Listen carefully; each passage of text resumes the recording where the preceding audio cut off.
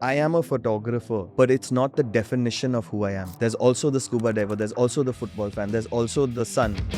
What was the first picture you took? A bridge in Amsterdam. And what was so interesting about it? Nothing. I've done some terrible shoots, when I was younger. I've been yelled at by clients, I've been yelled at by agencies, I've been yelled at by actors. You got a chance to photograph Oprah. I don't think I've ever photographed anybody who was as warm. Messi. How did you shoot him? This is my hero. That's one of the highlights of my life. What is it like to shoot with Ranveer Singh? We know each other so well over the years that it's an extension almost. A cover shoot with Ranbir Kapoor. This is me getting one of my first gigs in my life, right? So I'm like, wow, that sounds great. It's dharma. What is failure for you? Unable to live up to what my dad was. So the actresses will tell you that we need to look slimmer. Not just actresses, could be actor, could be corporate. They're saying that photography would become redundant eventually because AI can do it. I can't sit here and say that it's not possible. If there's something you could change about the industry, Respect to technicians. Young photographers come in and they get taken advantage of. They have to work for free a lot in today's Instagram age, where reels are and where photos are. They've literally pushed us off the algorithm.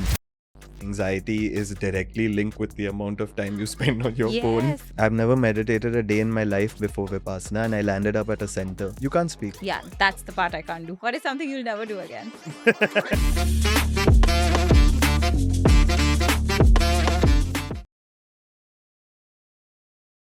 Thank you, first of all. Thank you so much for being on our show today and for coming. We've been planning this for a really long time. We have, and I apologize because it's the planning. It didn't go past the planning stage because of my terrible scheduling, and I'm just very bad with my time management. Okay, so we'll start with the beginning of your journey. I have a very interesting question I've been thinking about for so long that I have to ask you. Your father, he bought a camera worth 500 rupees and then he took a photograph of some people who had come from abroad, and I think 1,000 rupees is what he charged them for like a portrait picture, I think for the passport, something like that. Mhm. And that's how his journey began. Like, he didn't know he wanted to become a photographer by No, he had no clue. Exactly. So by chance he got, and in that time somebody paid him like 1,000 rupees with a camera he got for 500 rupees.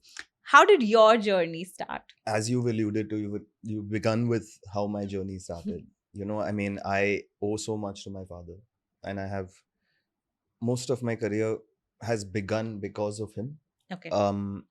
He introduced me to the world of photography, made me understand it, made me fall in love with cameras and just the art form in general. He started off completely fluking it, Okay. and he had his struggles initially, and he built an empire for himself as a photographer, if I may say so.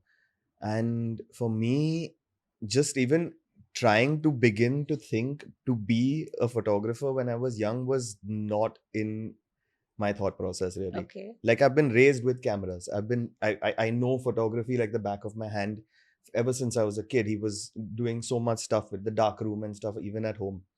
But it was always, I feel like I was always scared to do the same thing. Okay. Always scared to live up to the name. So for me, initially, it was always like, hey, be a pilot, because mom used to work in Air India.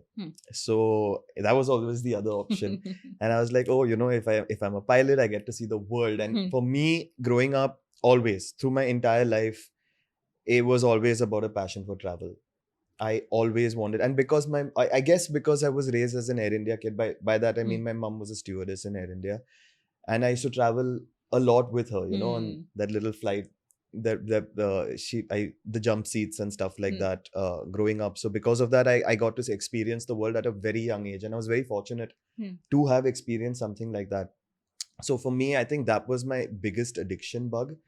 And then as I grew into my teens, I started realizing that I developed a fondness for travel photography.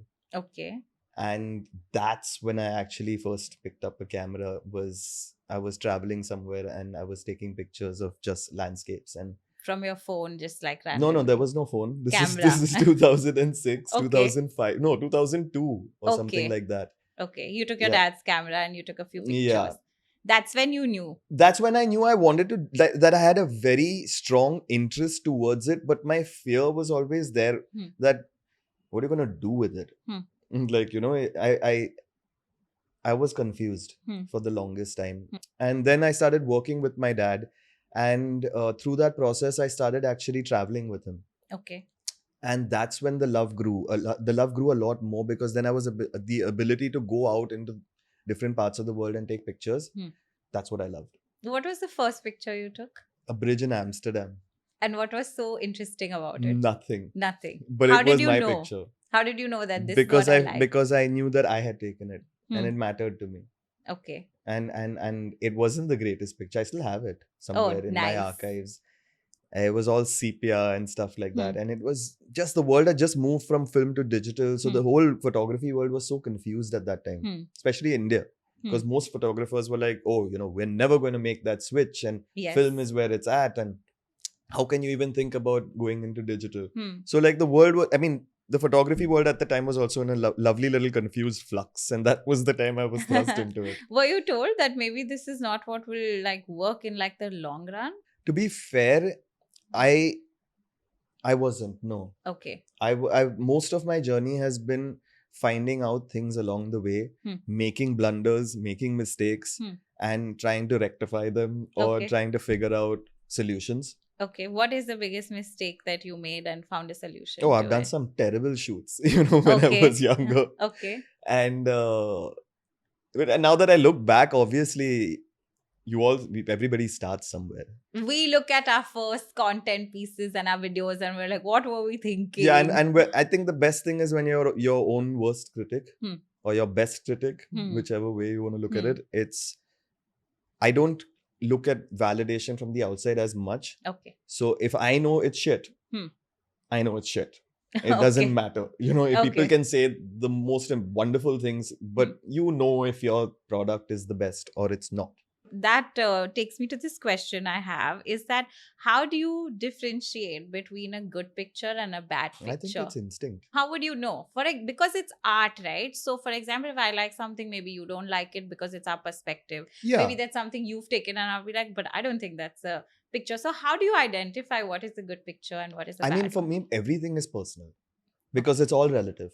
Yeah. Right? Today we could go to the Louvre and find something like the Mona Lisa, and then like everybody talks about, the painting right opposite it is one of the most beautiful, stunning pieces of art that you could see. And I've seen that as well. I can't remember the name, but there's so much detail and I love that. Me too. Yeah. And I'm not ashamed to say that, so because the thing is, it's the Mona Lisa, but it doesn't move me the same way as maybe something else will. Right. So then who am I to sit and speak about Leonardo da Vinci? I'm a nobody. But it's my perspective and my personal opinion of what I like and what I don't like. Then what do you do at a shoot when somebody says that this is how we want it and you are like, this is better? Basically, when it comes to a shoot, every shoot has a specific outcome. So when it comes to a personal shoot, I'm in charge of what I want. When it comes to a paid assignment or a commercial job, I'm in charge of delivering something. Okay. For a client. Correct. Providing a service, essentially. So that is already preempted. It's pre-discussed. There's Zoom calls now. Okay. Like a ton of them, right? And we already know what we're going to get. That this is or the what output we want. We are looking for. Yeah. Tell me, which was the first brand shoot that you did? I don't remember the first per se, but one of the first brands I ever worked with was Jade. Okay. Monica and Karishma. Gave me an opportunity, I think in 2010 or 2011, when I was an absolute novice. Okay. And I don't know why they gave me that shot. I still don't. I still ask Monica. But I've been working with them ever since. It's been almost a 13-14 year relationship now, working with this particular brand. And they're a brand that allows me sometimes freedom. Sometimes a lot of freedom. Okay. Like I said, over the years, there are some brands that you work with that you establish a personal relationship with, and then you think differently for that brand because you've been a part of their journey. For example, let's take Jade. How has your photography evolved for them in the years? In that sense, there are so many changes that have come along the way. First of all, we used to shoot for hoardings. Right. Now we shoot for a cell phone. Digital. Pretty much. You shoot for scrolls. So how is photography different for both the mediums? Completely different. Okay. Technically, it's completely different. Like to put up a hoarding picture, you need a specific camera.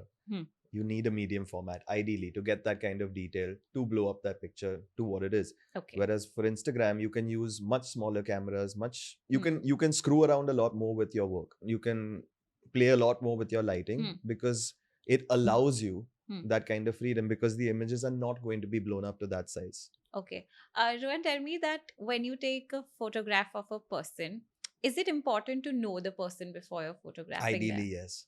How does that inculcate in a picture? For me personally, it's always communication is ideal. Okay. To just land up and shoot someone when you all really haven't spoken, they don't really get me and I don't really get them. Okay. Let's be honest. Like, Okay. I'm an introvert. I don't expect anybody else. Even if people are extroverts, it takes me a minute just to like figure the other person. Right. That's actually why that white tea series originated. Hmm. The black and white Yes. pictures and the portraits that I do. It was actually a reason for me to be like, okay, you know what? Let me just do this shot so that we can break the ice. Oh, really? Yeah. So what is the process like when somebody comes in for a picture? You sit and you talk to them about them or about just what the shoot is going to be and Yeah, expectations? I find like you have to find some kind of common grounding, with people. It's just much easier. Like, for instance, if I'm working with an international celebrity, I'll get onto his Instagram and I'll find something that I'm interested in. Okay. So have you done that? Yeah, with Kevin Hart. Nice. Because okay. I'm an NFL fan. Okay. And he likes the NFL as well. So I started speaking about the Eagles. That's the team that he supports. And it just helps.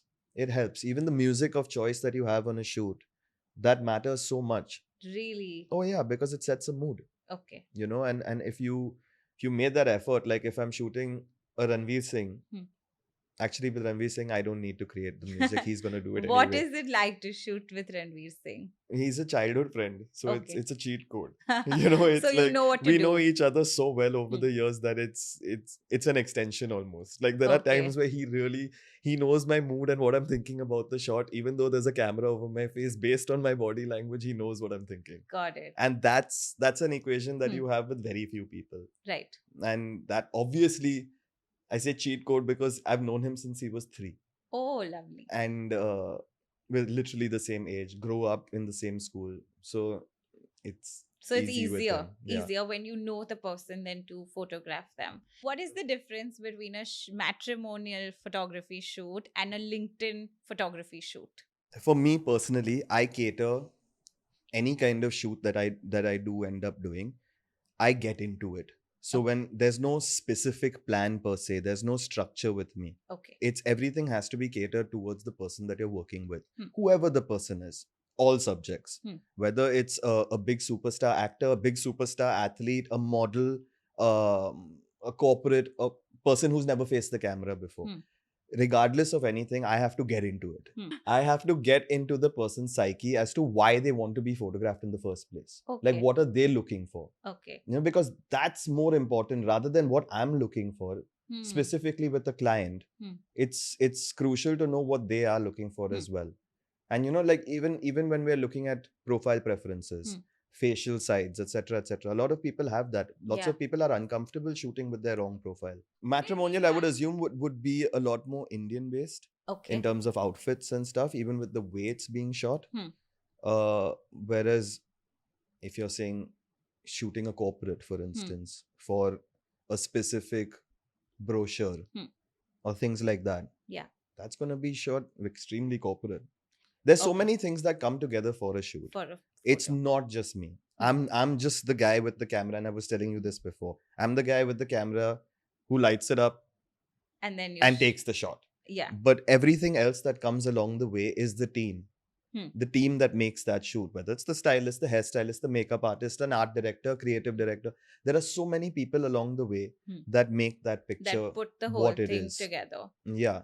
Okay. Do you have a favorite kind of or type of people that you like to shoot with? I like to shoot with people who are actually interested in really, really pushing it. Okay. In terms of pushing themselves in a picture, rather than, I wouldn't even want to say rather than, I'm just more interested in shooting with people who are like they want to be photographed, like they are want interested to be in getting yes. the best output, and also they listen. Oh. Because I can have a really absurd ideas sometimes. But there are some people who actually listen to those absurd ideas. And I'm not saying I'm always right. Sometimes it's as absurd as it sounds and it's as absurd in the picture and I'm wrong. And I'm Okay. happy to be wrong. Hmm. But I always like trying things Hmm. because I feel like then there's a moment there Hmm. where you can find something very different. Like I've been lucky, you know, along the way. I can say all of these things because I work with people who do allow me this kind of freedom, who allow me to be as stupid as I want to be in a shoot, or try something stupid. Because it's just been along the way. Like I said, I've always been blessed with the people that I work with, and that includes the team as well. Yeah, who puts it all together? Yeah, and Okay. the team, my team, stylist team, everybody. Okay. For example, for me, I'm very bad at like posing and finding the angle and like, things like that. And I'm usually not concerned, but now it's becoming, my work is becoming more of being on the camera. So you kind of have to be more involved in that. If you had to give tips to somebody who doesn't have like an understanding of profiles or understanding of like angles or posing and all, what would you say to them so that they get photographed in the best way? Well, call me. I will.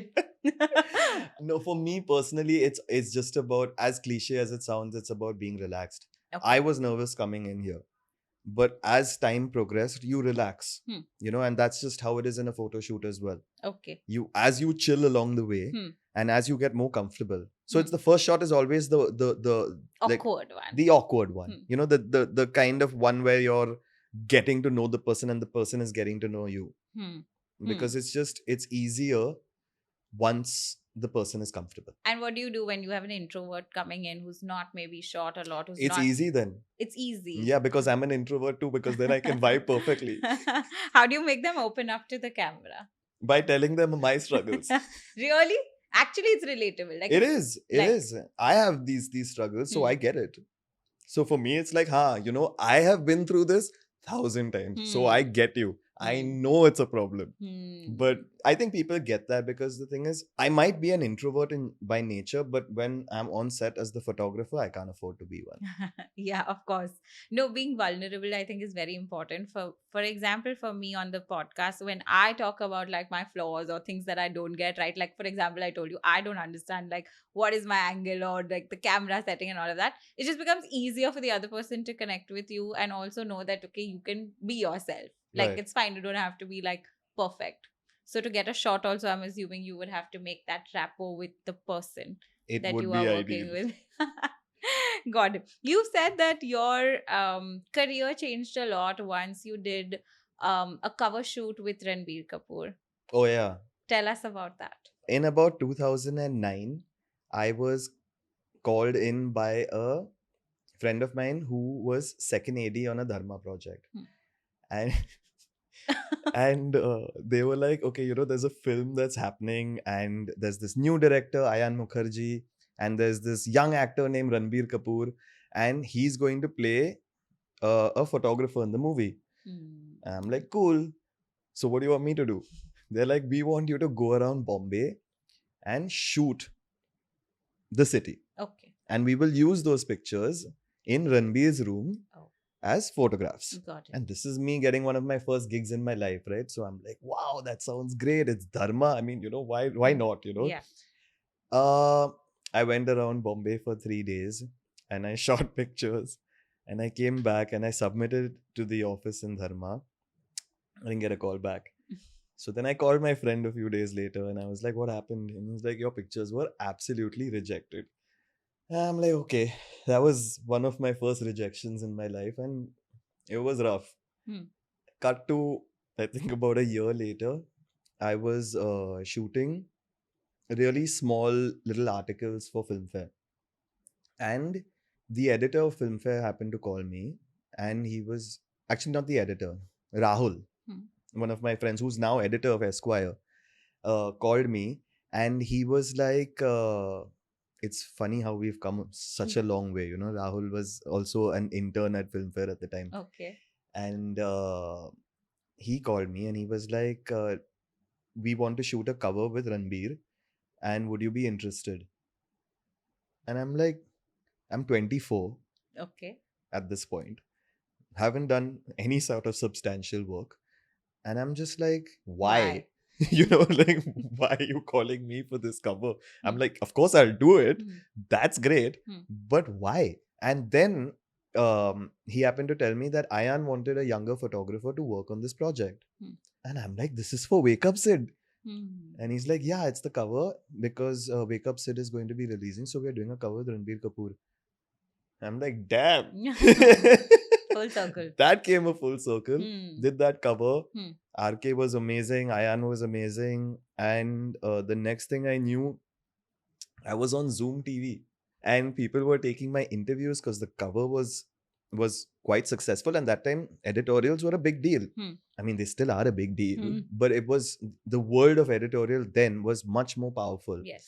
And a magazine cover at Filmfare for a 24-year-old was difficult for Big us to deal. get, Hmm. because it was always shot by the seniors. And yeah, suddenly I was thrust into this little media, Hmm. and I like experienced, Exposure. yeah, Like being out there. yeah. Basically, I was just a kid with a camera. Hmm. And suddenly I was like, the cover's really done well for itself. The film is super successful. RK is this hot new actor on the scene. And then suddenly from there, I started working with a lot more younger actors who were coming along the way, like a Varun Dhawan or an Arjun Kapoor, etc., who hadn't made their debut yet. So that from opened doors for yeah, you. it opened up everything for me. In fact, it started my career. Got it. And what was so unique about that cover with Ranbir? Well, I mean, now that you think about it, it's not that unique. We I'm played with sure colored there's shadows something and all that that. that did so well and We played with connected colored people. shadows, and the Shiraz Siddiqui, if I'm not mistaken, was the stylist. He styled him in that Wake Up Sid kind of attire. And yeah, colored shadows. Can you imagine? It's Colored just, shadows. yeah, that was Okay. what I did for that shoot. That's Okay. it. Was mean, that your brief or something you came up No, with? something I came up with. But that time, again, 2010, colored shadows and all were a big deal because people Okay. we hadn't done so much at that time Okay. as opposed to what it is today, where like you've got so many young photographers trying such cool things along the way. You came up with pictures that were black and white, did so well. They have been like a hit. And you would not imagine that because we went from black and white to color. So, like, that was a unique thing that you did. What about it connected with so many people? Why is it such a standout IP that you've created? I started this series not as a series. I started this series as an icebreaker. Abhay Diol was going to America. And he was like, Rohan, I really need some headshots taken. This is about 2010 again, 2011. And I was like, what's a headshot? I didn't know better at that time. So I've gone on to somewhere, I suppose Google, and Googled what a Hollywood actor's headshot is. So I've seen some Robert Downey Jr. reference, Leonardo DiCaprio, all of that stuff. I'm like, cool, all of them are in this white t-shirt, either smoking a cigarette. It's a basic, simple headshot. I'm like, okay, so that's what he really wants. Great, fine. I've done those pictures for him. And we happened to do it in a way where we shot the headshots first and then we continued doing some commercial shoot that I had to do with him. Like, great. That's when I realized that, hey, this is not a bad idea to do this on a regular with your clientele so that you and them can just connect and basically you just have a headshot for them. Cut to about 5 years later, the editor of Filmfare, Jitesh Pillai, has called me up and he's like, hey, your series is damn good. Huh? Why don't you make a book out of it? I'm like, what series? He's like, all those black and white pictures that you do with all these actors. I'm like, that's not a series, that's a warm-up shot. And he's like, no, but you can actually make a book out of it. And I'm like, oh. So when I say like things just happen along the way, that's literally how it happened. And that's how the series began.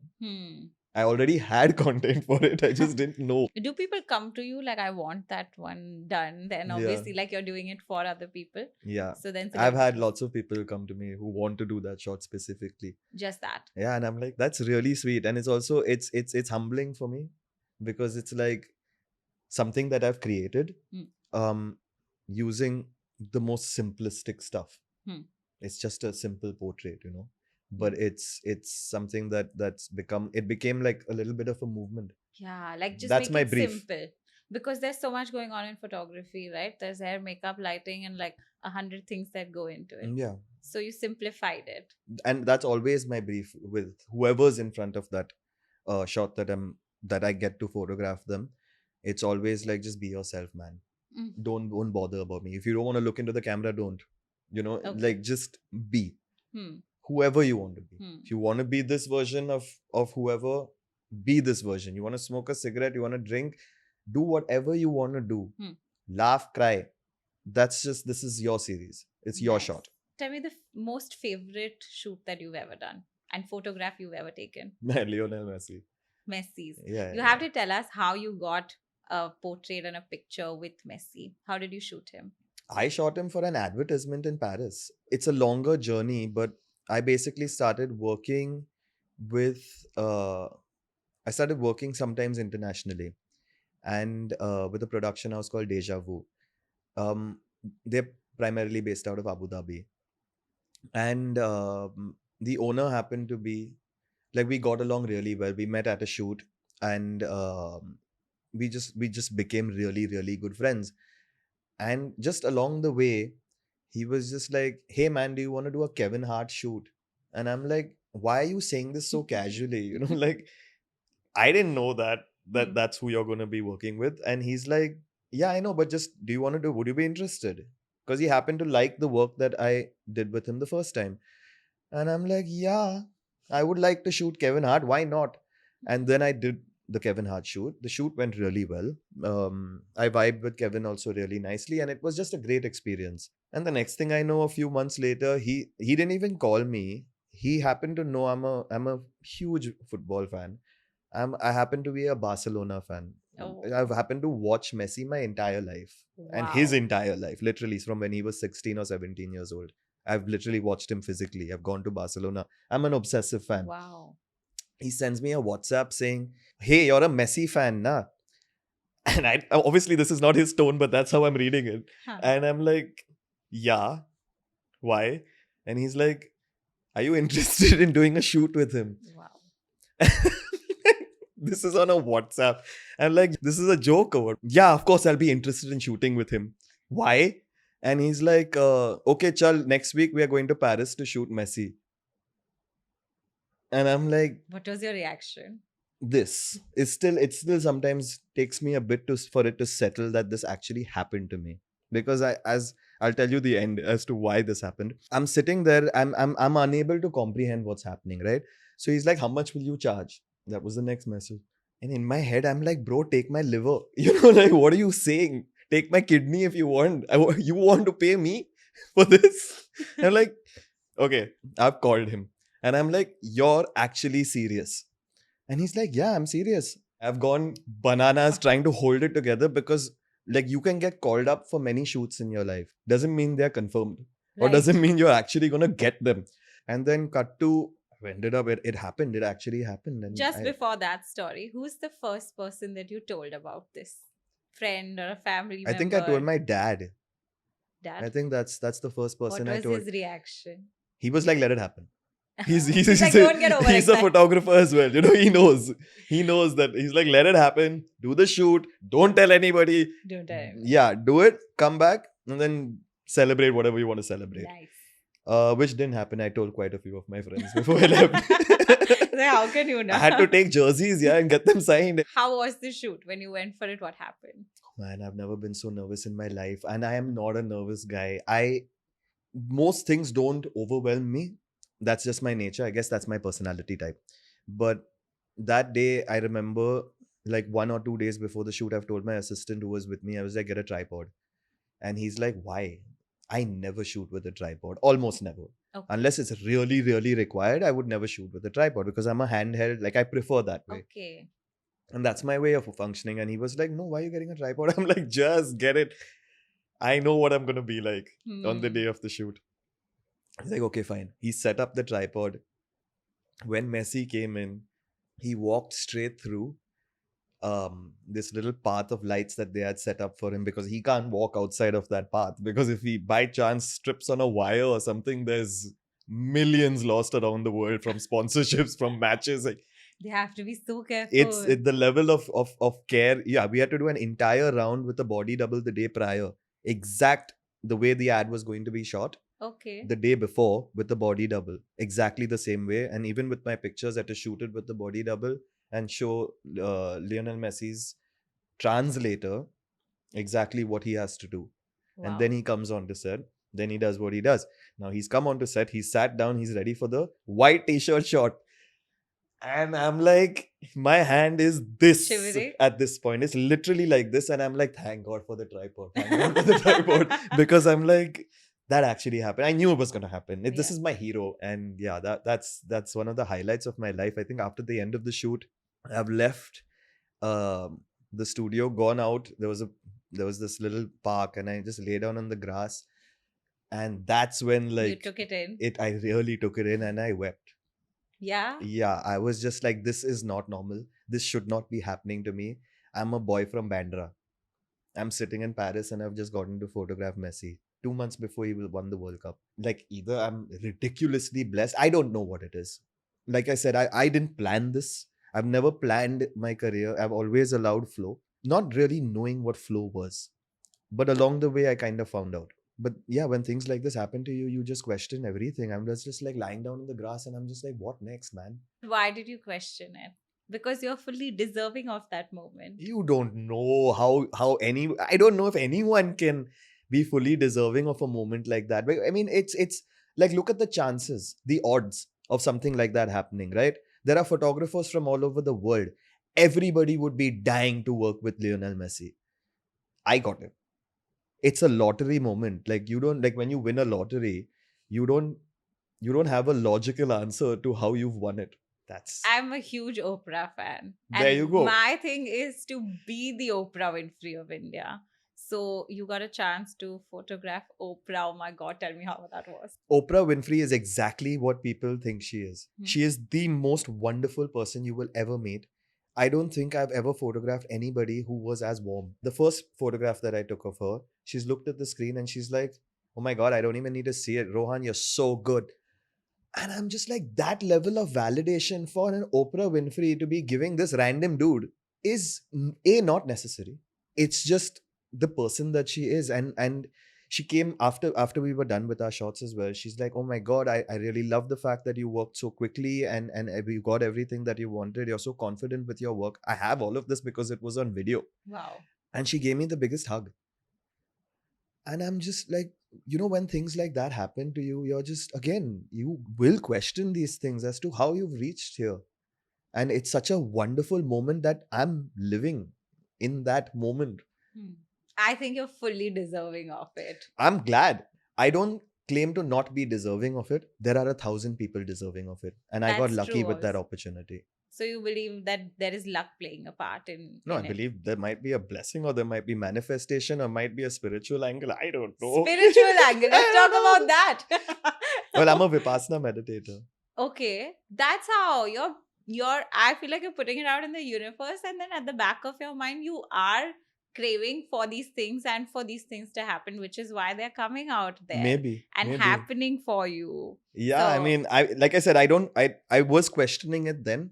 Now along the way, I've had so many people that I've worked with, so many athletes slash, like, I'm an athlete lover, okay? Like, because of my obsession with sports, if I shoot an athlete, I'm like this fanboy. So if you put Sachin next to me, I'm like, oh my God, it's Sachin Tendulkar. Oh my God, it's Virat Kohli. Oh my God, it's MS Dhoni. I'm still obsessed. I love my cricket. I love my football. So when I see these guys, they're like my heroes. I'm sure. And that's a fun thing to do, like getting to live the dream life. Yeah, I mean, think about it this way. For instance, if I had something like this put out there in 2008, today you've been podcasting with such wonderful personalities. You say you want to be like India's Oprah. Tomorrow, if you get the chance to, suddenly you just get a call and be like, oh, Oprah wants you to fly to LA. I would like lose it. No, but I've worked really, really hard. I really want it, and I would love that for you.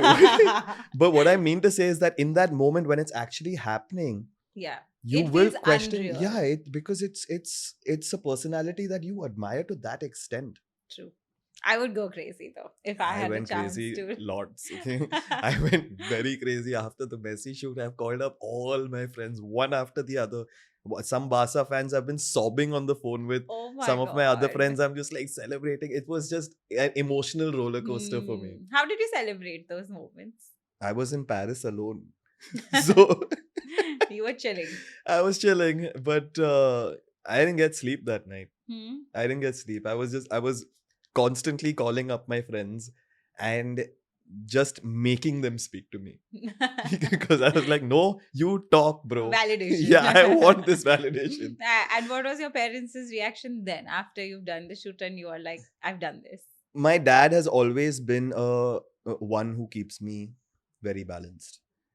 He's Okay. always one to be like, you celebrate your wins. I'm really, really happy for you. I'm really, really proud of you. He must be so proud. Yeah, he is. It's almost like a legacy being taken forward for him. It is also a legacy, that was my responsibility. Hmm. You know, my dad comes from a real struggle, and then he's must have photographed like 600 to 700 films, including some iconic pictures of Chandani, Lame. All of these things are Rakesh Shrestha. So I come from that. There was a pressure. There was. Yeah, That of you have to course. make it and be a good photographer for your dad. Just not be a fool, like not make a fool of myself along the way, Hmm. and kind of live up to. Because the thing is, for me, it's like if I meet the generation of actor that my dad worked with, they instantly recognize me, and for me, that's like some stalwarts, Hmm. and that's because of my dad. So I can't deny where I come from, Hmm. and I'm very proud of it. Hmm. So even in that moment with Messi or anybody for that matter, he keeps me very grounded. And I think that's the best part of my father's advice that he's always given me, is that figure it out, but don't get carried away. Okay, what is don't get carried away? The money, the fame, all of that comes along with our industry gets very addictive. Okay. And this is his line that resonates with me very strongly. He's like, you can do everything, you can achieve everything, but when you come home, you've got to be simple. You've got to keep it simple. Simplicity is the hardest to do when you're being successful, or when you're at your pinnacle, or you're in your prime.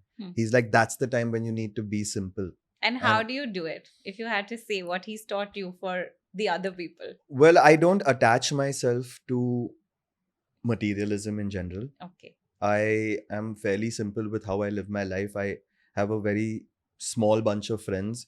I watch a lot of football on TV, and beyond that, I travel a lot. Like for me, I found a hobby like scuba diving, and that's it. That's my life. My life is my work, my friends, my extended family, and my travel. Got it. And that's it. It's just that. I've seen a lot of your scuba diving trips and photographs and all. Did you want to go underwater and take photographs? Is that why you No. started diving? No, not Just at all. for yourself. I started taking photographs underwater in 2015. Okay. I started diving in 2006. Okay. It took me 9 years to pick up a camera underwater Why? because I didn't want to mix the two. I started photography and scuba diving at the same year. Okay. I mean, assisting Got it. as a photographer and learning as a scuba diver was roughly around the same time in my life, but I always wanted to keep them separate. Like I knew even then that scuba was something that was different. And different what for me. changed that you combined the two? Eventually, I started realizing that there's so much beauty underwater, and I'm doing a disservice by not shooting it, and making people aware of what's happening underwater. I'm huge into conservation underwater, specifically coral conservation, things like that. So for me, I actually took it upon myself to take pictures to just educate people. Okay. On what's happening underwater, because people don't really know. Like a lot of our problems on land are well documented, well spoken about, etc. But underwater, nobody really knows because you can't even keep a count. What joy do you get when you're diving? It's and disconnected meditative. with the world. It's meditation. For me, what I see is a bonus. The beauty of the scuba experience is you're focused on breath. You're focused on 7 seconds in, 7 seconds out. You're in another element. So it's almost like you're floating. Sometimes it feels like in space. When you're out in the blue and it starts getting dark, you're literally with torches, and it's like you're in space. And these are just, scuba diving for me is therapy. It's meditative, and it is highly recommended to anybody in this world, because just to see the world, and 70% of our planet is there. An ecological system that runs perfectly, right? I mean, I keep saying this over and over again because it's just I can yap about this all the time. It underwater is just the most beautiful thing. You know, the first time that I went diving, so you know, before diving they like do a practice session to see and all of that. So I did that. Was the first time, and I've not done scuba or anything before this. Okay, and they tell you how to like breathe. I went wrong there only because I'm just like, I know you have to breathe from your From the mouth, mouth, okay? yeah. And I, you know, panicked because I was not able to. Like when I went inside, and then also it took me a while to get my breathing correctly because I've really never done breathing from my mouth ever in of my course. life. Once for you're, so but long. it takes a couple of days, I would say, like 3 or 4 dives. 3 or 4 dives to completely. I went one time, and then after that, I was like, I'm telling you, like I feel like my world opened up because I was like, this is a full different world that we never get to like experience Exactly. It's at all. perspective. It just builds perspective for you. Hmm. Like, for instance, why do we love travel? 'Cause you're Culture. getting You're stuff. gaining so much visually. You're seeing things that are different culturally, traditionally. Hmm. You're learning, you're seeing things, and you're engaging with those things, you know. Hmm. And for me, I use that as inspiration. I use Hmm. that as fodder for myself. Hmm. And underwater is the same. It's just completely different. Yeah, and there's so many things you can learn from. What do you take from that and put into your photography? Well, I've been working on a coral piece actually, Hmm. which I might be doing an exhibition for very soon. Of the photographs. Of the photographs. It's like this giant coral garden, Oh, like wow. with a lot of pictures inside of it. And it's backlit and stuff. I'll show it to you. It's Wow. really nice. I find corals very interesting, and I always be like, can I please like take them and all? And you No, obviously can't. you You can't touch them. But I was like, can I have a piece of it and keep it with me? This is so interesting how Corals is are. basically a forest underwater. Hmm. It provides. It's just like a forest on land. Like Hmm. without the trees, you don't get the birds, you don't get the insects, you don't get the Hmm. little mammals to the bigger mammals to the predators, right? Hmm. It's the same thing underwater. Hmm. And that's the beauty of a reef. Like you see like so many coral reefs literally mimic the same designs as trees on land. Hmm. And that's geometry. That's nature's sacred arithmetic geometry. Right. Okay. So this is for upcoming photographers because there's so many people who love art but really don't know how to make a business out of it. I think Yeah. what you've done right is, and obviously you had some experience in mentorship from your dad, but how do you get to like monetize your art? Like if you're a great photographer, how do you make money out of it? I think there's a fine balance between art Hmm. and art that you do for money. Okay. You know, that you have to find a balance for yourself. Hmm. A lot of photographers I've met along the way either choose to go down a very commercial route or they go down the art route. Got it. And that's a choice. Okay. But it also depends on the situation. Like how much money is enough money? Hmm. You know, that's always a question. Hmm. Because today, if you need money just to get by when it comes to rent, etc., then you've got to focus on those. Give yourself targets. Okay. Because the thing is, a lot of artists struggle monetarily. Right. Which is why I'm trying to solve That's for also that. because we're shit at it. You know, Right, we're not I good with know. numbers. We're not good with. I mean, At selling yourself, like you know, yeah, your selling work is yourself though. worth. If you're an introverted artist who's bad with numbers, you're screwed. You know, you really need the right people around you. Hmm. And I think that's very important. You find an agency. There are so many agencies popping up today for young photographers, and I'm a big advocate of this. Okay. Because what happens is young photographers come in and they get taken advantage of. They have to work for free. They have to work for free a lot. And people, they don't know the rules. They don't know that there are unions that could be out there helping them. There are senior photographers who are out there who will listen. Or like, you know, if you send us emails asking us about, there used to be something called the PGI. Okay. Which is the Photographers Guild of India. I think the president was Atul, if I'm not mistaken, or he was one of the leads. It doesn't exist anymore. But I feel like the whole younger bunch of photographers need guidance. They need guidance because it's very easy for people to take advantage of them and work for 1,000 rupees or 2,500 rupees and things like that, which is, it's not sustainable in Bombay today. Yeah. You want to live in this plush city, paying the kind of rents that you pay, like how long can you just about get by? You have to have some kind of a business plan. And sure, you can just roll a dice and be like, oh, you know what, my art might sell, my art might not sell. But there has to be some level of planning, some level of balance, some work that you do for money find the right networking, find the right agencies to work with. And I don't mean just agency that represents you, but also ad agencies that will Right. give you work. You know, I started off doing product photography. I used to shoot hundreds of jewelry pieces a day to make that money that I wanted to make, because I wanted to make my own money, you know, and we all start from somewhere. It's always going to be a struggle.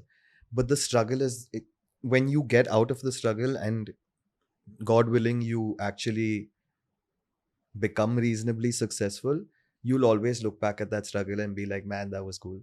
Yeah, and I think that happens across industries, right? So when we started, we would charge like nothing. When you start off as a creator, you start off with like, if you have a client, you'll do like, and that I feel like teaches you, right? How do you do it? How do you make your work better? And then eventually get you there. See, our industry also works so much on relationships. A lot of photographer assistants have also become very good, successful photographers. So that's another way to do it. It is, because what happens is if you assist now this is my issue, is because I was an assistant for many years. And I feel like as you become an assistant or you work with somebody for a prolonged period of time, you don't just understand their lighting, you understand their modus operandi, you understand their business acumen. Those are things that are more valuable in this world as an artist than just figuring out how to light. Figuring out how to light, I can pick up a YouTube video today and learn it. It's not hard. Today I want to learn any sort of photography technique. It's 5 minutes worth of work. Because if your fundamentals are strong, you already know what you can do. It's the other aspects you should pick up and learn. Exactly. And don't be afraid to ask for help. Don't always think that we know everything or this is the right way. There are many ways to the same goal. That's how I look at it. My way isn't the only way. It's just my way. Do you think in today's time, back when you started, of course, you're doing all kinds of photography, but would it be better today if somebody picked one niche and became an expert at that? It's hard to say, because the thing is, again, I come back to what is it that you want? What are you looking for? Like, it's easier to have one niche if you already have a house in Bombay. Got it. You know what I mean? Yeah. If you live in a home which you already own, you can easily say that, oh, you know, I'm just going to have my own niche. So it's and a I'm balance going to wait between for your clientele. passion and the business side. If you want to hustle, you got to hustle.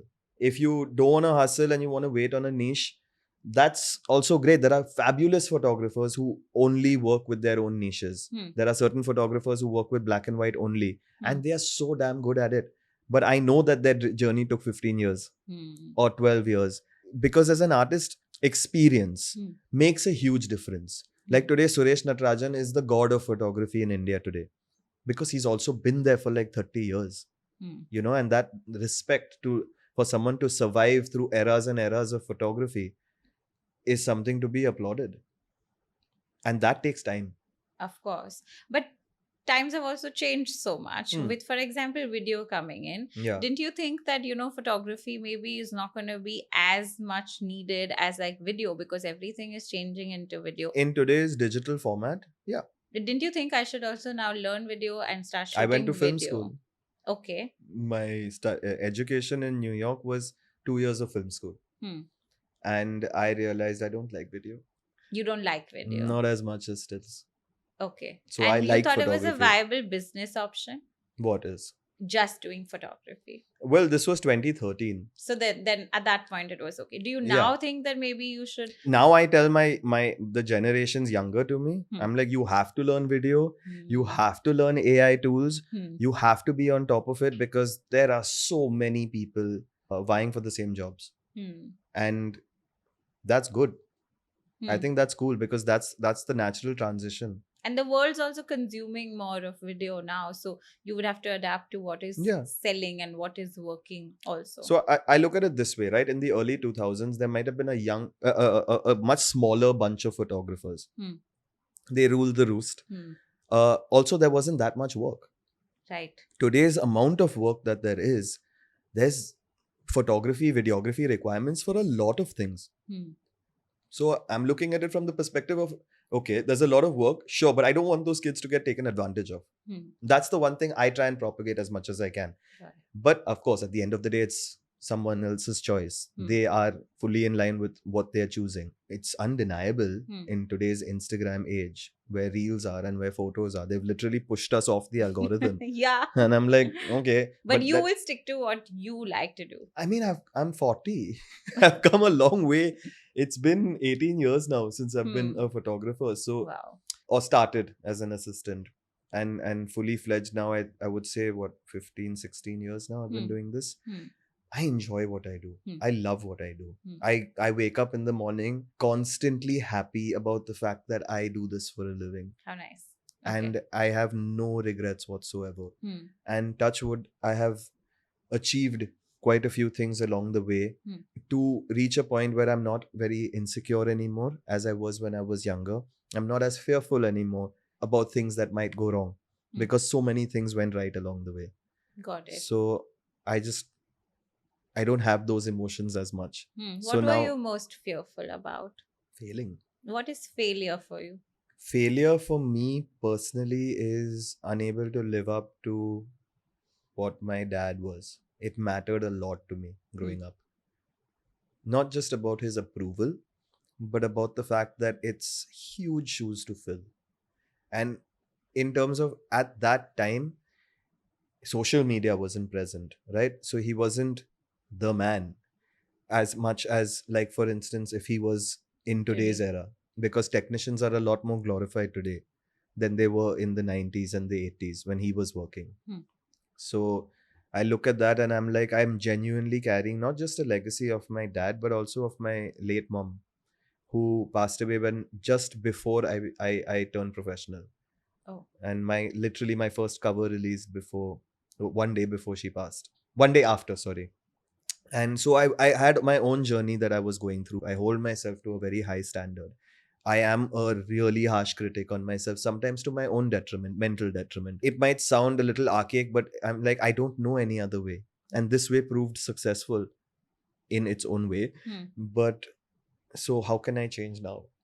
I'm always my own worst enemy, as I say. I think that some things like that come in from like the external world. Somebody somewhere, something happened and somebody told you that I was a fat kid who was bullied a lot.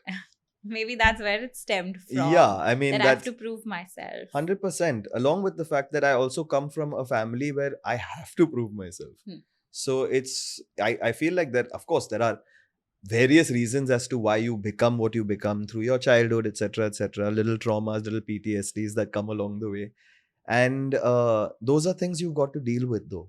Like, personally, you have to find ways to deal with them. Like, for me, I found Vipassana. Okay. And I spent those 10 days in silence where I really had to deal with myself, because your voice is so loud when you're not using your other senses that you have to confront things that you don't usually want to confront. What is the biggest thing you confronted about yourself during that time? That's a very loaded question. Vipassana is 10 days of insanity. Okay, I can't do it. I also said that. I've never meditated a day in my life before Vipassana, and I landed up at a center and I did it. And you have to be quiet, right, the whole time? You can't speak. Yeah, that's the part I can't do. You would also have to do 10 hours of meditation a day.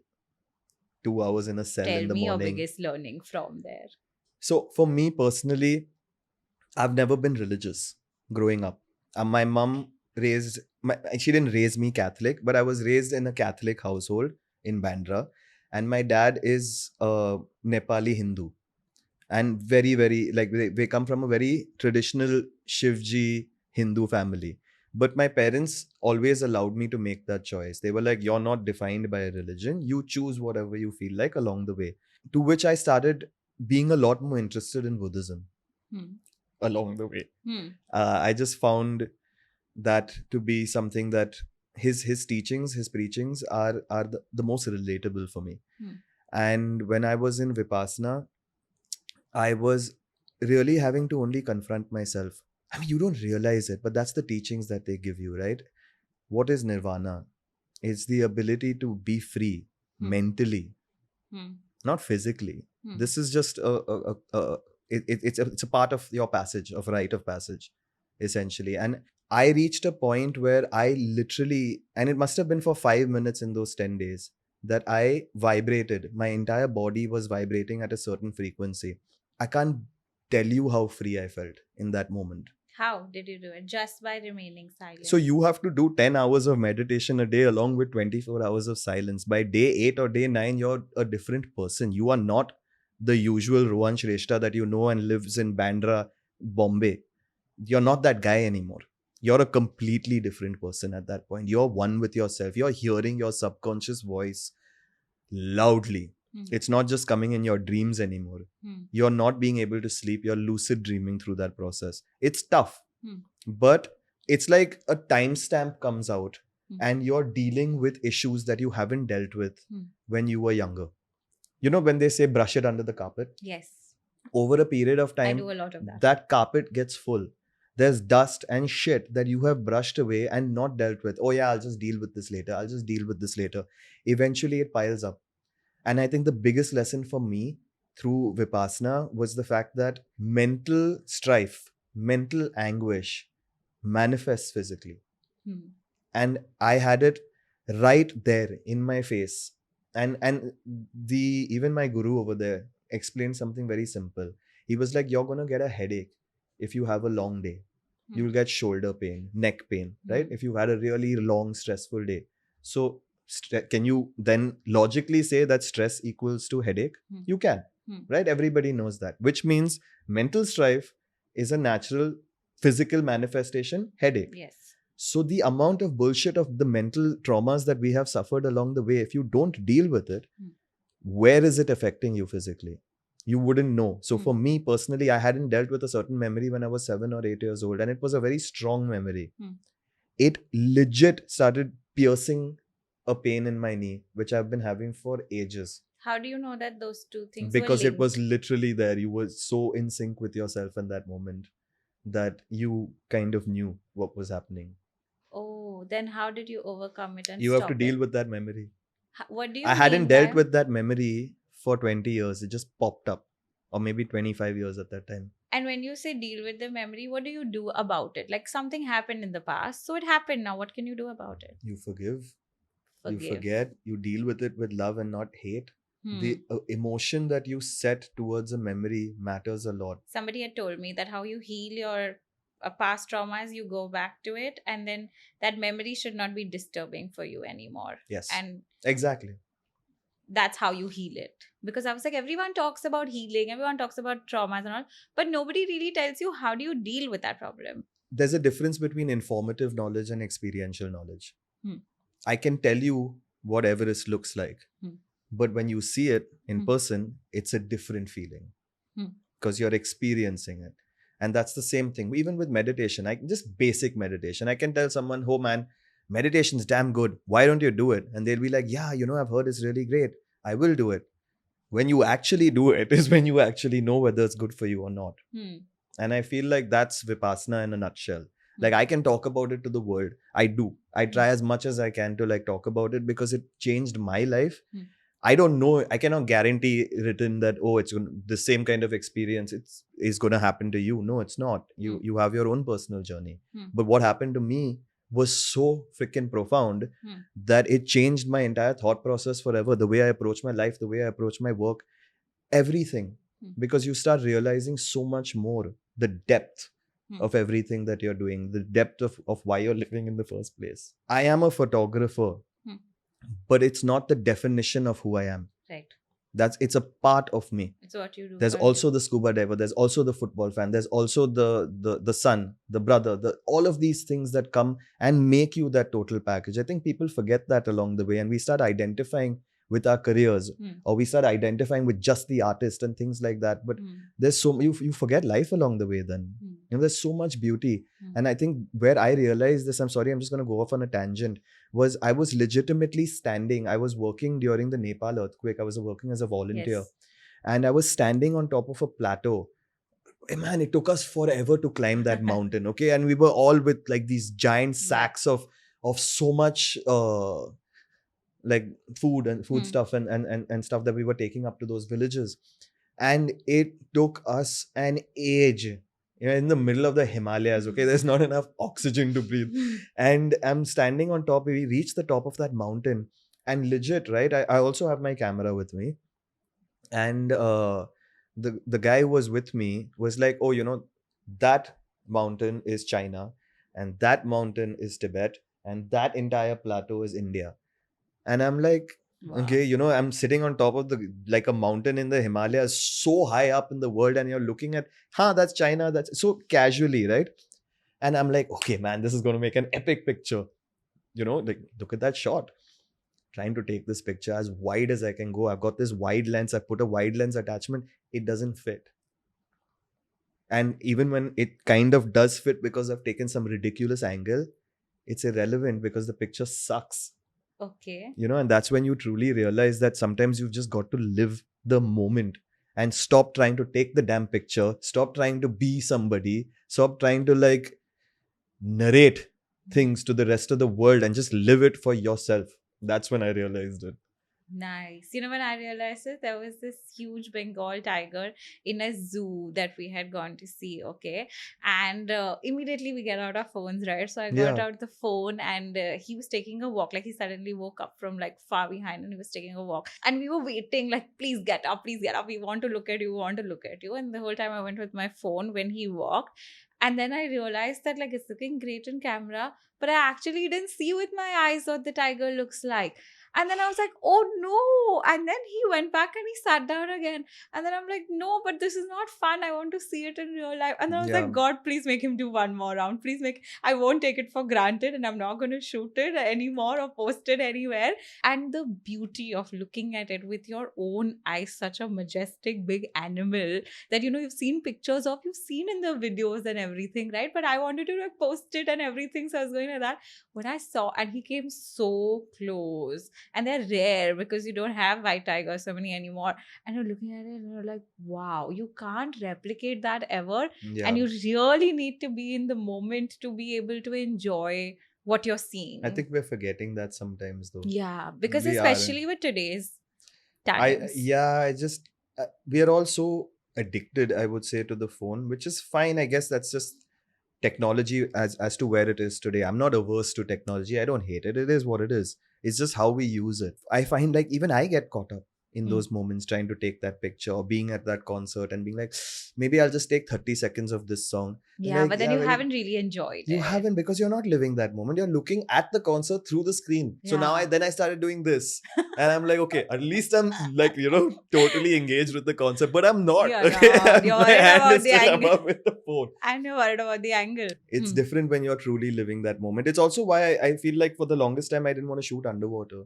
It took me 9 years to take that camera underwater because I was just like, I want to live this. Like there's too much. Like there are too many things coming across and they swim away so quickly and you just miss it because you're busy trying to do some setting in your camera. And they're like, oh, fuck, man. You're so unique that the podcasting journey taught me this, because initially when I was doing, I'd always be very nervous. I have these big guests coming in and such a big responsibility for me to ask them the right questions. I would have a list of things like prepared and I would always be a little bit worried. Is the camera angle proper? Is the camera working? Are the people doing it properly? And like, am I going to ask everything properly? You'd have all of those things in mind. Then suddenly I had Imran Khan, who I have been watching, since I was a kid, his movies and all. I really wanted to enjoy the moment because I was like, if I concentrate on, will I ask the wrong question? What if I miss out a question? And like, then I was like, Aleena, if you do this, you won't really enjoy and picturize and memorize that you are sitting with somebody whose movies you really enjoyed.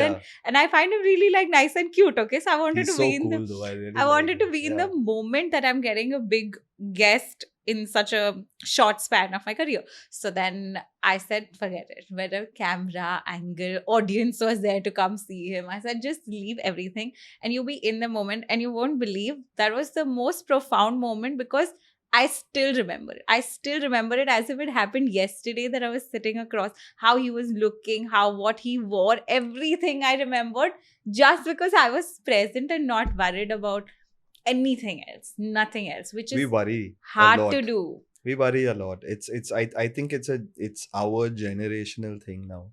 Yeah. I wouldn't even say now my generation as much because now I'm like the older millennial and it's like the 20-somethings that have to deal with all of this. Yeah. I do look at it a lot in terms of people are so much more stressed out and anxious. But I also do read about the fact that anxiety is directly linked with the amount of time you spend on your phone. Yes, it is. And I'm like, And it's so difficult for them to get off of their phones. I feel like for us growing up without a phone, it was still easier, but like you can't even completely blame them because that's just where they get all their information from. yeah. That's where all their friends are. I don't blame them. I mean, I'm part of the same situation. Like, I'm not going to claim you're saying that, oh, I don't spend time on my phone and I'm that sage. I'm not. We all I'm do. stuck with it just like everybody else is. But at least you've gone through and I've gone I through have. the realization Yeah. that this is also what do you do to not be on the phone? What do you do to center yourself? But at least for kids raised in the 90s, Yeah. have experienced the most insane transformation in terms of technological advancements. Right. You know, we went from video cassettes to the LD DVDs. to the DVD to the Blu-ray, and it's all in this 15-year span. You know, even from the Walkman generation to the Discman to the iPod to everything being on your phone. We tried to keep up with technology, but within 2 years that technology was gone. Changed. And it was very difficult to kind of try and figure. Yeah. I think that's why we're so not really loyal to the style of technology Yes. anymore, you know, Because now, for example, with AI, like I feel like it's changing even faster now. no, it's changing everything very quickly. Very, very quickly. How do you deal with it in photography? You AI coming incorporate in. it. Okay. Look, there's always going to be technological advancements. And at some point, I wouldn't be too surprised if there's an AI photographer per se. There is, and they're saying that photography would become redundant eventually because AI can do it. I can't sit here and say that it's not possible, but I do understand that there is a certain value in human relationships. And even when you get photographed a certain way, AI hasn't reached there yet. So I don't know whether it'll replace us. I don't think so. I don't think it'll replace an entire way of an art form. Because by that logic, it would also replace painters, it would replace writers, it would replace everybody. It's happening. But there is still a value towards a human touch. Now, I don't know how much and how deeply it's going to affect everybody. I can't say that. I don't think anybody has that answer because it's also how much are companies and brands going to incorporate it? Where does the ethical line stand? Who knows? Are there going to be any ethical lines at all? Probably not.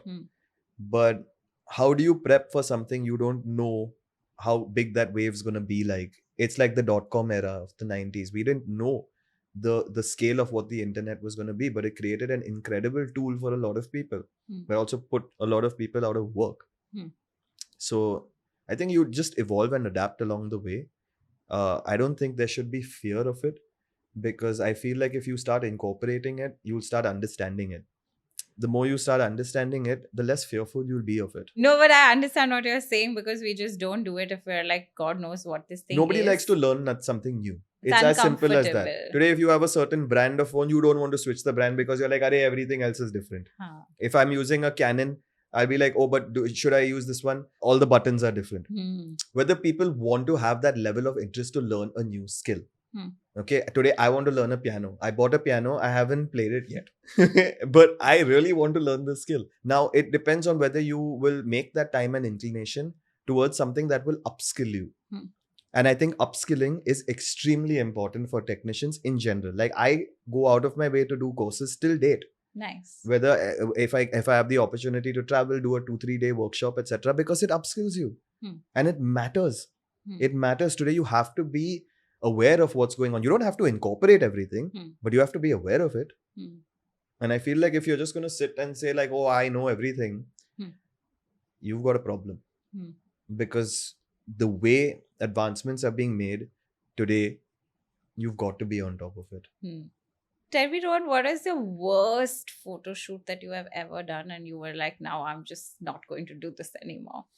I'm sure there's a moment in all of our careers where we feel like giving up. I feel like I've had many moments like that. I've been yelled at by clients. I've been yelled at by agencies. I've been yelled at by actors. Along the way, you start young, no, somewhere. And along the way, you take your shots, yeah. Sometimes you do bad jobs. And sometimes you do a bad job which you're not in control of also. Like, say, for instance, the styling is atrocious or the hair and makeup is atrocious. But at the end of the day, you're the guy steering the ship.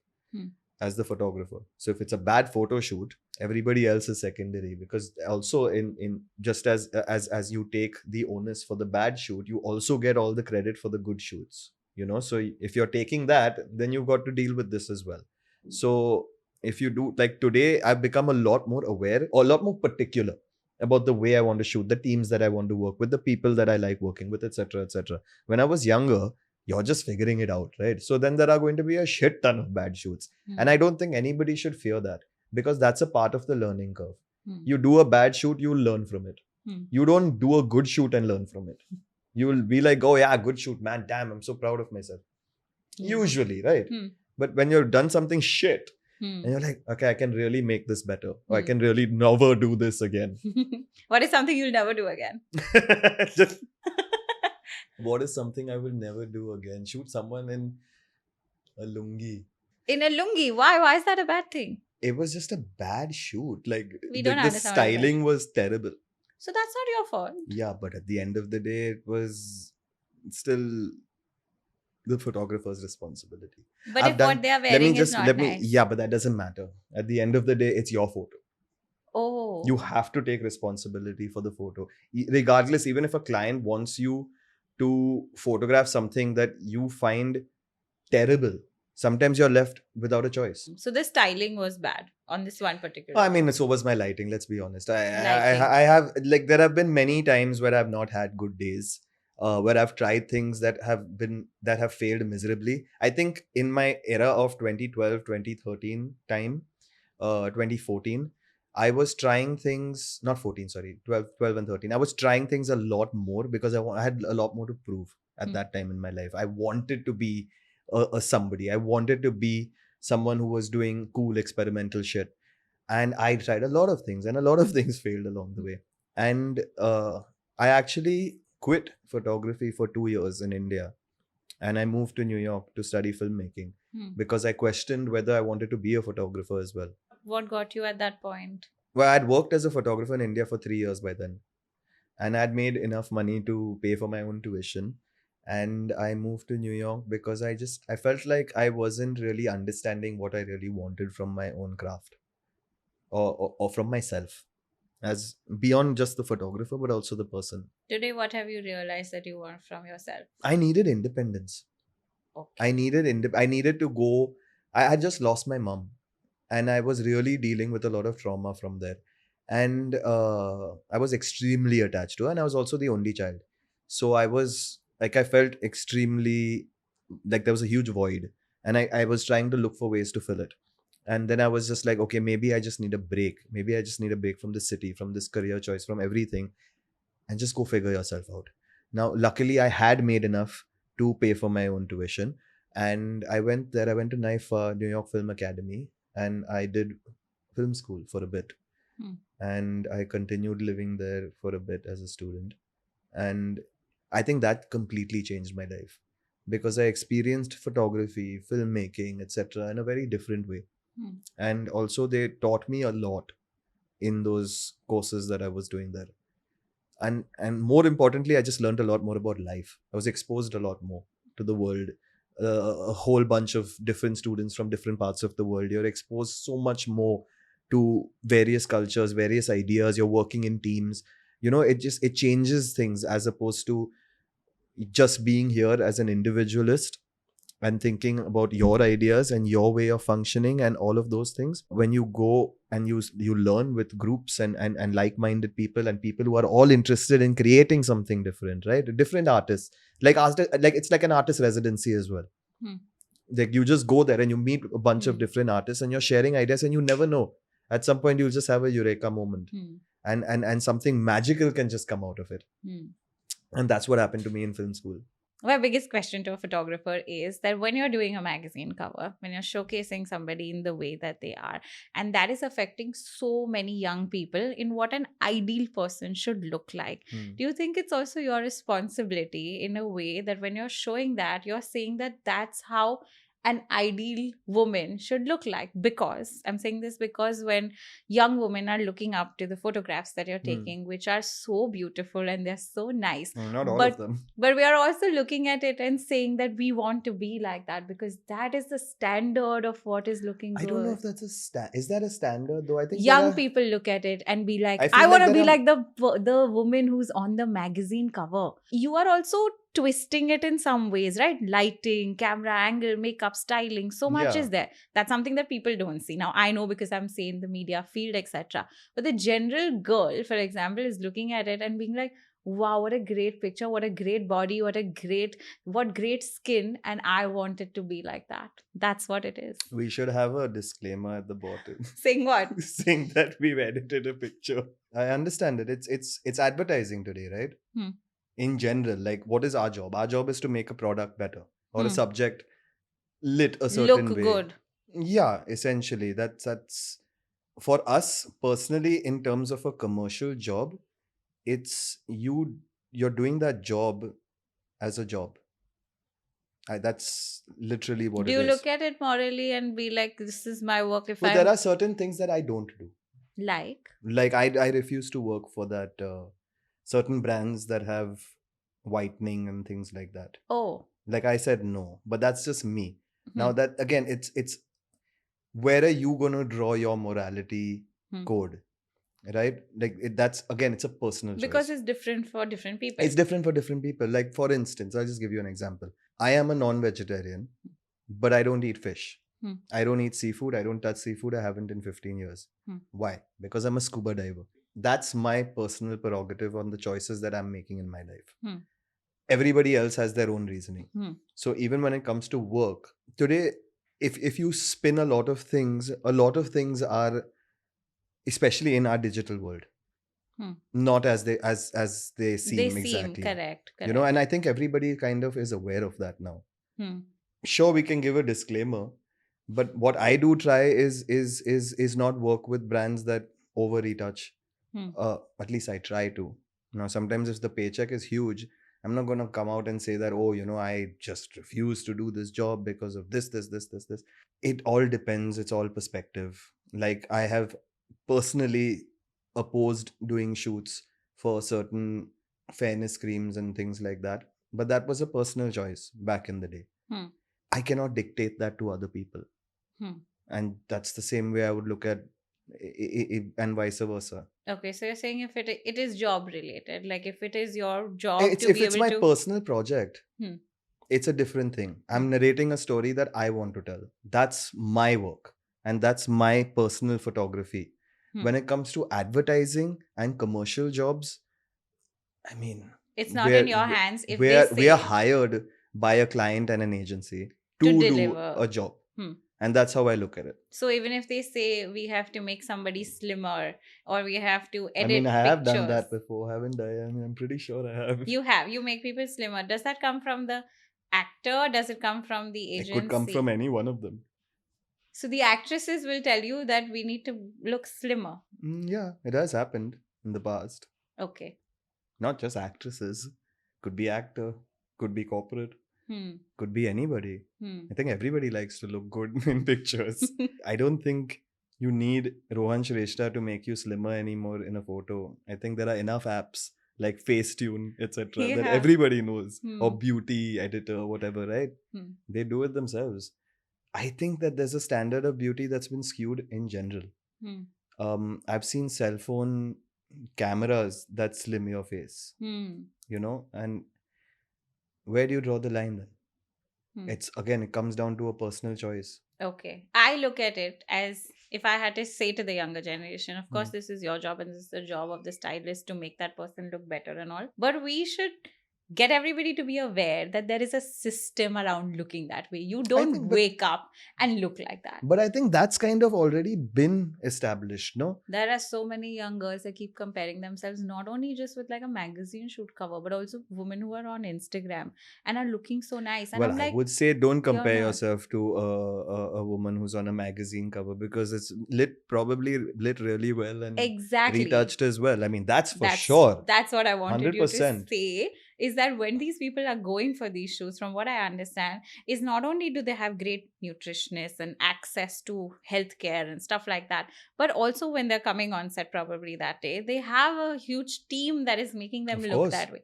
That's the first thing I Makeup, said. There's so lighting. many things that come together to make that shoot. But the shoot is almost like a fantasy. It's not real. It's not real. Yeah. Like most You're of the putting it times when up. it's a campaign. Hmm. We're doing things around. There's so many things that are being put together to make that shot look like what it is. It's not the actual person. You know what I mean? Yeah. In terms of there are like, it's like buying makeup today. Everybody buys makeup, puts blush, lipstick, whatever, for a reason specifically, right? If you look back, you're like, why do I need makeup? I should just be absolutely natural. You know, because that's again, it comes back to where do you draw the line. Got it. Which is personal for each one, but I feel so. I feel like it's over now after all of these years of me working in this industry. I feel like today, for me personally, it's like whether I like a person or whether I don't like a person, I'm shooting them. I'm documenting them. That it's not me looking at it personally. I may love a politician or hate a politician, but I'm going to shoot them. You know, I would love to take their portrait. Why not? Because that's my job. You know, and my job as a photographer is to document. Right. That's what we do. I look at it in the same way. I may not like the person. I may not agree with what they're saying. Yeah. They may have a different lifestyle, thoughts and all. But it's my job to give that information to the To be fair, I have ridiculous worldviews. Okay, just in general. Okay. And the way I look at life, the way I look at things, I don't expect most people to agree with me. Okay. But that's fine. You do you. But when it comes down to it, I'm going to take that photograph regardless. Right. You know, because I would love to. I look at it, I separate the two. I think that helps. If there's something you could change about the industry, what would that be? Respect to technicians. I would ask for that more than anything. Why is that something that has to be asked? Well, in terms of the way technicians are treated sometimes at shoots are not very nice. And I don't mean that doesn't come from the actor or something. It comes primarily from production houses that think that we're all dispensable and all replaceable. And I feel like over the years, there has been a lesser amount of respect given to people who do these things for a profession. You know, just like the valuation of a photographer, unfortunately, has lessened over a period of time. And I'm noticing that. Now, it doesn't affect me directly, but it does affect the younger generation. So I feel like that really, really matters, because like I said, I don't want kids to be taken advantage of and exploited and working for shit money because they're just looking for a chance. How can we change that? How do we get everybody to be respected? I genuinely wish I had the answer to that, because it just sounds like la-di-da and like life is full of roses and everybody should love everybody. It doesn't really work like that in a cynical world that we work in. But you said if I could change something, this is what I would change. I don't know how to change it. I think maybe more awareness. And I think more like standing up for yourself and saying that this is my worth and this is what I'm supposed to do and this is how I'm going to do it. Yeah, but that's the problem, right? You can't stand up for yourself and be like, this is what I'm worth. Not in the beginning of your career. Right? Yeah. Also, even at the midpoint, we are replaceable. Most of us, including myself. There are enough photographers who do what I do and damn freaking good at what they do. My contemporaries are bloody good. And I'm not going to sit here and say I'm not replaceable and all. I am. I absolutely am. I've been replaced many times at shoots. I think I'm very irreplaceable. That's amazing. Like, I don't think what I have, anybody else has. That's why. It's the way that I do it, the way that I will say something or do something. The way that you photograph something cannot be replaced. Fair. I just want to tell you. No, I'm so glad that you're telling me this. Because sometimes I forget along the way. So you're here actually today for me to tell you that you are really worth you're worth all the achievements that you have made, and there is a reason why you are here is because you have put in the work to be there. And there's even if photograph you can take, even I can take from my iPhone, okay, example. But there's something you're going to do that makes your photograph the way that it is, and that's why that works. No, but thank you for saying that. It means a lot for me to hear that, because sometimes I feel like I need to hear it more from myself. To end the conversation, though, one more is that you said that we shouldn't only be defined by what we do. So if I had to keep photography away from you, who are you really? Just a crazy football fan who likes the water. Hmm. Really, that's That would define you. that would define me. As boring as that sounds, uh, I have. I'm just that guy. I'm just that guy who grew up playing football, loving football, picked up a camera like that as well, and started scuba diving. And that's what I said. My life is it's simple, it's boring, but I love it because it's simple and it's boring. And because it's simple and it's boring, I have lesser expectations, I have lesser anxieties and lesser stresses. That's so good. We should learn from you about all of that. I mean, How to I have can less say it. stress. But this was a fun one, and I am so glad that you shared so much beyond photography with me. I No, don't think thank you you. planned to come here and say any of it. No, I didn't. It was purely conversational, and I feel like that's the best way. It's the most real I've been in a very long time. I'm glad that you did it on our platform. Thank you. Thank you so much for being on Aleena Dissects. Thank you for having me. Thank you guys so much for watching another episode. If you have any thoughts, leave them in the comments below. Don't forget to subscribe. I'll see you in the next one.